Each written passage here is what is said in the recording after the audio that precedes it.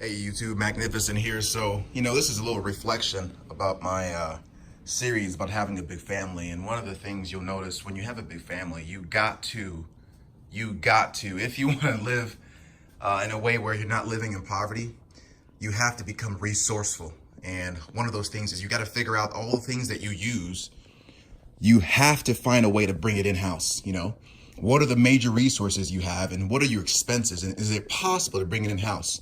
You'll find people start gardening, people start doing crafts, all those things. Some people even sew, right? And, one of the things we've realized, transportation in this day and age is huge, that's a huge expense. And so we've tried to bring in-house vehicle maintenance, vehicle upgrades, the whole deal, be able to maintain vehicles and also being able to feel good. How often is it that you got a big family? It's almost as if you're sacrificing your style. Oh, you got a big family, got to go the assault vehicle, the van, look all drab, and so many folks just give up. And so we brought this in-house and it's not easy. Yesterday, it was supposed to be a 3-4 hour job, but we spent the whole day doing this. And so real quick, it was unfortunate, but frustrations occurred. And this is some of the things that happen when you're trying to take things in-house, but you just got to stick with it. It was so tough.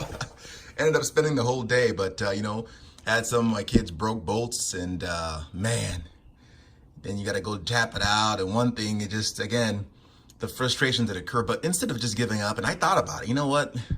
I'm just going to put this back together and go ahead and just, let the professional handle it. But then, you know how I am. I'm not a quitter. My wife knows if there's anything, I don't stop. But more importantly, I just was not looking forward. Even though I was looking forward to someone else doing it, I wasn't looking forward to the bill. And, there are other things that I want to do. And so we just stuck at it. We stuck at it. We got the sway bar back, we were able to get it off. Now we have to drill it out, but we were able to get the sway bar link taken care of. We got the new hub assembly taken care of. We got the new upper control arm, and we just started doing one thing now. The next we're going to do, of course, the lower. And but it just took time and it took patience. But at the end of the day, we had a good attitude. It took some work through it, but this is just, again, just a quick reflection, guys, that it takes work, and the process is also part of the journey. Allowing involvement, allowing those that are in the family to take responsibility, take ownership that this is it. If we lived in a farm back in the day, everyone knows that their part matters, right? Nowadays, the small chore that this person has, they feel sometimes that it doesn't matter, but we have to figure a way, and I don't know of any other way, by bringing things in-house, giving little people responsibilities, because, and then let me kind of address that real quick. There's a difference in perspective nowadays. Previously, children were considered little people, meaning little humans.